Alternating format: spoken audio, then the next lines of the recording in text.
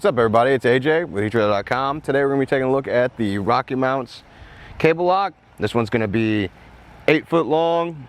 It's going to be a thickness of 12 millimeters, which converts roughly to 15-30 of an inch. And it's going to be great for locking up your bikes when you're not around. This one's kind of bigger, so you can use this with multiple bikes, maybe furniture or a barbecue pit here at your campsite.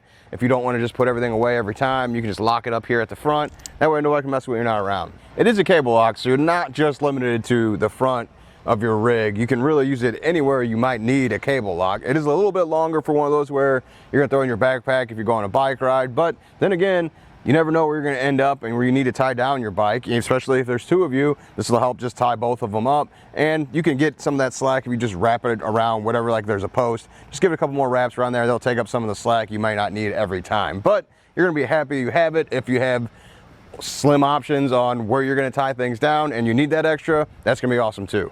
Taking a closer look at the cable, you can see it's got a vinyl coating on there, and it's steel, braided steel on the inside, so you know it's going to hold up, it's going to be durable. But I like it's got that vinyl coating on the outside because, you know, when you run through your bikes on the frame, you don't want to do any damage there, and this is going to protect it from, it's not just the steel just rubbing against the frame and scratching it. It's even reinforced here at the ends of the loop, so that's good because that seems like to be resting. Right now it's not really resting on anything, but when you wrap it up tighter, it'll be against your bike too. And again, you just don't want it to scratch anything.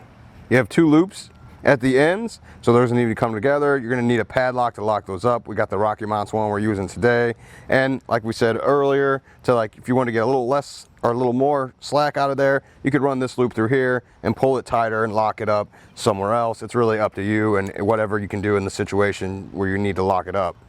And speaking of those situations, the good thing about the cable lock is that it's not rigid. Some of the other bike locks that I've messed with, they are nice and they get compact so you can put it in your pocket or your backpack a little easier, but they're rigid. You can't move them around. This one is a cable lock. You can see I can twist it all around, so you know you can use it in any situation. You have anything to tie it down to. It's not going to be a problem of it not being able to go around it and get tight. And speaking of that flexibility, it's nice that this cable lock can actually wrap around or go around pretty much anything you need it to, and you can get it tight around there. Some of the other bike locks I've messed with, they are far more rigid, which they do get more compact and they're easier to take with you wherever you go, but they also won't wrap around posts. They only just stay very rigid, and it's kind of hard. You have to get very specific situations to lock things up. This one's kind of good for whatever you need it for, so not just bikes. You got barbecue pits, lawn furniture, anything you want to just kind of store up here or wherever you are, you can wrap this around there and lock it up tight. Nobody's going to mess with it. Well, thanks for hanging out. I hope this helped.